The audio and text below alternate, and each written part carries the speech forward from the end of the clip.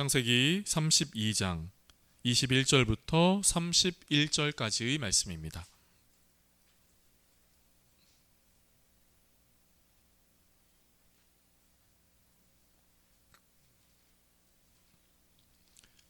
찾으셨으면 저와 여러분이 함께 한 목소리로 같이 읽겠습니다. 그 예물은 그의 앞서 보내고 그는 무리 가운데에서 밤을 지내다가 밤에 일어나 두 아내와 두 여종과 11 아들을 인도하여 야복 나루를 건널세 그들을 인도하여 시내를 건너가게 하며 그의 소유도 건너가게 하고 야곱은 홀로 남았더니 어떤 사람이 날이 새도록 야곱과 씨름하다가 자기가 야곱을 이기지 못함을 보고 야곱의 허벅지 관절을 치매 야곱의 허벅지 관절이 그 사람과 씨름할 때에 어긋났더라. 그가 이르되 날이 새려하니 나로 가게 하라. 야곱이 이르되 당신이 내게 축복하지 아니하면 가게 하지 아니하겠나이다. 그 사람이 그에게 이르되 네 이름이 무엇이냐? 그가 이르되 야곱이니이다. 그가 이르되 네 이름을 다시는 야곱이라 부를 것이 아니요 이스라엘이라 부를 것이니 이는 네가 하나님과 및 사람들과 겨루어 이겼음이라. 야곱이 청하여 이르되 당신의 이름을 알려주소서. 그 사람이 이르되 어찌하여 내 이름을 묻느냐 하고 거기서 야곱에게 축복한지라. 그러므로 야곱이 그곳 이름을 브니엘이라 하였으니 그가 이르기를 내가 하나님과 대면하여 보았으나 내 생명이 보존되었다 함이더라. 그가 브니엘을 지날 때에 해가 돋았고 그의 허벅다리로 말미암아 절었더라. 아멘. 옆에 계신 분과 한번 인사하실까요? 환영하고 축복합니다. 오늘 송구영신 예배에 오신 여러분 환영하고 축복합니다. 꽤 오래전에 제가 어느 도시에서 홀로 버스를 타고 갈 때가 있었습니다. 그 버스는 시내버스였는데요. 우리가 잘 알고 있는 것처럼 버스는 정류장에 서기 전에 안내 방송이 나옵니다. 이번 정류장은 어디입니다. 이번 정류장은 어디 초등학교입니다. 그리고 다음 정류장은 어디입니다. 이런 것 안내 방송이지요. 그런데 어느 정류장을 앞두고 하는 안내 방송에 저는 버스를 타고 가다가 혼자 피식 웃었습니다. 그 안내 방송은 이런 것이었어요. 이번 정류장은 양지마을입니다. 여기까지는 괜찮았습니다. 그런데 이어서 이렇게 방송을 하는 것이었어요. 이번 정류장은 양지마을입니다.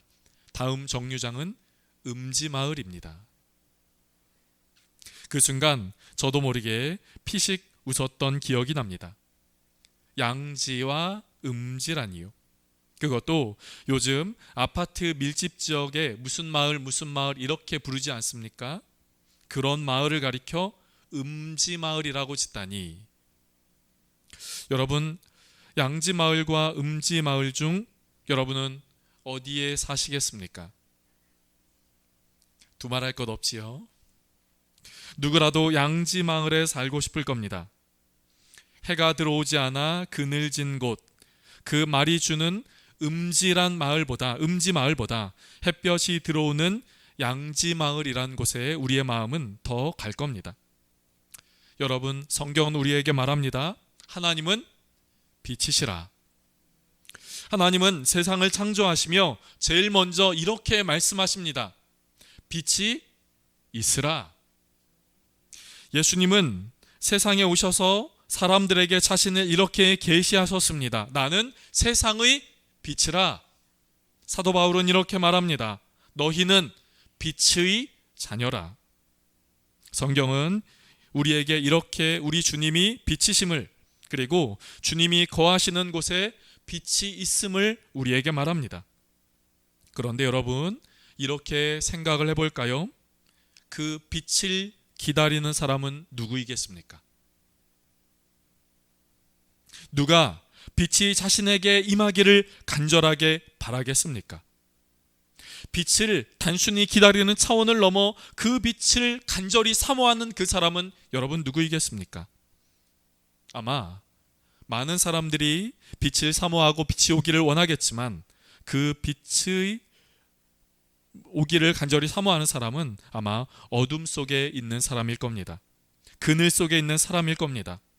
깊은 어둠 속에 있는 그 사람은 빛이 오기를 간절하게 바라고 그 빛이 자신을 비춰주기를 소원할 것입니다. 여러분, 오늘 본문도 그렇지요. 오늘 본문에 야곱이 등장합니다. 그런데 그 야곱은 어떤 모습일까요? 오늘 본문의 24절 말씀을 한번 보도록 하겠습니다. 오늘 본문의 24절입니다. 24절의 초반절은 이렇게 말하고 있지요. 같이 한번 읽어보겠습니다. 야곱은 홀로 남았더니. 네, 야곱은 홀로 남았더니. 야곱은 지금 홀로 있습니다. 여러분, 야곱이 왜 홀로 있습니까? 지금 야곱은 어릴 적 부모님의 집을 떠나 타향에서 20년이 넘는 시간을 살아가다가 고향으로 돌아가는 길입니다. 그가 어릴 적 부모님의 곁을 떠날 수밖에 없었던 이유는 자신이 자신의 형 에서의 장자의 축복권을 가로챘기 때문이지요. 이 이유로, 바로 이 일로 인하여 형 에서는 동생 야곱을 죽이겠다고 말하고 다닐 정도였습니다. 그래서 야곱은 외삼촌 라반의 집에 잠시 피하러 갔는데 이렇게 간 것이 20년이 넘는 시간이 된 것이지요. 그리고 20년이 넘는 시간을 지나 이제 고향으로 돌아가는 길입니다. 그런데 돌아가는 길에 어찌된 일인지 형 에서가 자신을 만나러 오고 있다는 소식이 들린 것이에요. 400명의 사람들과 더불어 말이지요. 이 소식을 들은 야곱은 두려웠습니다. 마음이 답답했습니다. 형이 자신을 만날 때 어떤 반응을 보일지, 예전에 형 에서는 거치고 거친 들사람이었는데 그 거친 모습이 그대로 남아있을지, 자신을 향한 원망과 분노는 그대로 남아있는 것은 아닐지, 혹시 그 분노가 남아있다면 지금 400명의 사람들과 함께 와 나를 해치고 내 가족을 해치는 것은 아닐지 야곱은 두려웠던 것이지요. 무서웠던 겁니다. 그래서 마음이 답답했던 것이에요. 야곱은 우선 자신의 가족과 재산을 피하도록 한 후 홀로 남았습니다. 답답한 마음, 무서운 마음은 그대로인 채 말이지요. 말하자면 그의 인생은 깊은 어둠을 지나는 것과 같았다는 겁니다. 그런데 그때 어떤 사람이 야곱과 씨름을 합니다. 야곱과 씨름한 이 사람이 천사의 몸으로 오신 하나님이신지 하나님이 보내신 천사인지 그것을 오늘 본문은 말하고 있지는 않아요. 어쨌든 야곱은 이 씨름을 합니다. 그런데 이 씨름을 단순하게 하지 않아요. 형 에서가 언제 올지 모르니 조금만 빨리 하고 그냥 멈추지 않습니다. 야곱은 이 씨름을 전심전력을 다해 합니다. 이 씨름을 죽을 힘을 다해 합니다. 목숨을 걸고 씨름하는 야곱을 당해내지 못한 이 상대방의 이 존재는, 이 사람은 이제 그만하고 나를 좀 가게 해달라고 요청하지요. 그러나 야곱은 자신을 축복해야지, 나를 축복해야지 당신을 가게 할 겁니다. 이렇게 말하지요. 결국 이 사람은 야곱에게 말을 합니다. 그런데 오늘 본문은 이렇게 야곱과 이 사람의 씨름한 이후의 그 모습에 대하여 이렇게 말해주고 있어요. 오늘 본문의 26절 말씀입니다. 오늘 본문의 31절 말씀입니다. 오늘 본문의 31절 말씀을 한번 보실까요? 31절 같이 한번 읽어보겠습니다. 시작. 그가 브니엘을 지날 때에 해가 돋았고 그의 허벅다리로 말미암아 절었더라. 야곱은 이 씨름하는 상대와의 그 씨름을 모두 마친 후 그 모습을 가리켜 오늘 본문은 이렇게 말하고 있습니다. 그가 브니엘을 지날 때에 해가 돋았다. 여러분, 해가 돋았다는 거예요. 아침이 되었다는 겁니다. 여기서 아침이 되었다는 것은 야곱이 밤이 새도록 씨름하였으니 시간적으로 아침이 되었다는 것을 의미할 수도 있습니다. 그러나 저는 오늘 본문을 보면서 이런 생각이 들었어요. 이 해가 돋았다는 것은 꼭 시간적으로 밤새도록 씨름한 이후 시간적으로 해가 돋았다는 바로 그것이 아니라, 해가 돋았다는 것은 그의 인생에서도 해가 돋았다는 거지요. 얼마 전까지 야곱은 두려워했습니다. 떨었어요. 마음이 답답했습니다. 그런데 그의 인생이 이제는 그의 마음이 깊은 어둠 속에서 벗어나 해가 비치는 바로 그런 아침과 같은 마음이 되었다는 것이에요. 어디서 그것을 볼 수 있습니까? 오늘 본문의 28절은 이 사람이 너의 이름이 무엇이냐? 라고 묻는 것과 동시에 너의 이름을 더 이상 야곱이라고 하지 마라. 너의 이름을 더 이상 야곱이라 하지 말고 이제는 이스라엘이라고 너의 이름을 하라 라고 이렇게 말을 한다는 것이에요. 여러분, 야곱이란 무엇입니까? 그 말 그대로 이야기를 한다면 발꿈치를 잡는 자입니다.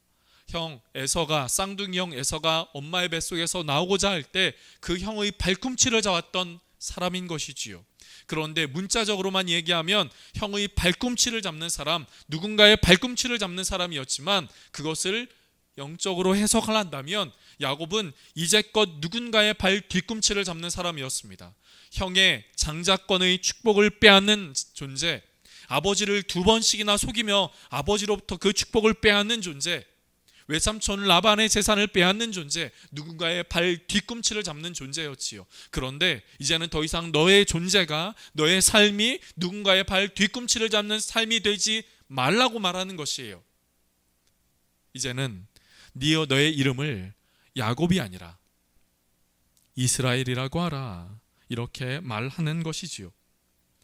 이스라엘이라고 하는 것은 하나님이 싸우신다, 하나님이 주도하신다, 하나님이 다스리신다 하는 의미를 갖고 있습니다. 남의 발 뒤꿈치를 잡는 인생에서 하나님이 주도하시고 하나님이 일하시고 하나님이 역사하시는 그런 인생이 된다라고 하는 것이지요. 그렇기에 아침인 것입니다. 그의 인생이 아침이 된 것이에요. 깊은 어둠 속에 있었던 그의 인생이 이제 환하게 빛나는 그의 인생으로 된 것입니다. 사랑하는 성도 여러분, 오늘 우리는 송구 영신 예배를 드립니다. 지나간 한 해의 시간들이 우리의 삶 가운데는 어떤 시간들이었습니까? 기쁘고 감사하고 생각하면 보람차고 소망 있는 한 해였겠지만, 또 한편 우리의 삶 가운데 지나간 한 해는 때로는 힘들고 고달프고 마음을 어렵게 하고 내 인생을 누르는 그런 시간들은 아니었는지요. 하나님은 바로 그런 우리의 삶 가운데 너의 인생을 하나님이 함께 하시는 인생으로, 그동안 너의 야곱과 같은 인생에서 이스라엘과 같은 인생으로 바꿀 것을 바로 오늘 우리에게 말씀하고 있는 것입니다. 사랑하는 성도 여러분, 그렇기에 새롭게 시작되는 한 해의 삶 속에서 더 이상 우리의 삶이 야곱과 같은 삶이 아니라 이스라엘과 같은 복된 삶이 될 수 있기를 주님의 이름으로 축복합니다. 그렇기에 저는 오늘 여러분과 이렇게 인사를 하고 싶어요. 여러분 굿모닝. 여러분 새 아침이 밝았습니다. 그리고 저와 여러분에게는 새 아침이 밝을 것입니다.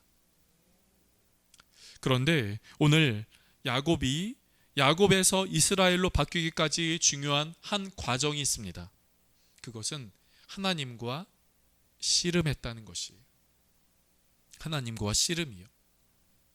여기서의 씨름은 우리가 민족의 전통 그런 운동처럼 그런 씨름을 말하지 않습니다. 성경학자들은 이 씨름이 치고받는 격투기와 같은 씨름을 의미한다고 하지요. 그래서 여기서의 이 씨름이 갖고 있는 단어의 의미 중 하나는 먼지가 나풀나풀, 모래가 너풀너풀 그렇게 풍기는 의미를 갖고 있다고 해요. 그만큼 고되고 거친 싸움이라고 하는 것이지요. 그런데 이 싸움이 우리가 하나님을 향하여 멱살 잡고 하나님을 향하여 삿대질을 하면서 하나님을 향하여 욕을 하면서 하는 그런 싸움을 의미하지 않습니다. 하나님 앞에서 그 싸움을 갖는 것이죠. 하나님 앞에서의 만남을, 하나님 앞에서의 시간을 갖는 것입니다.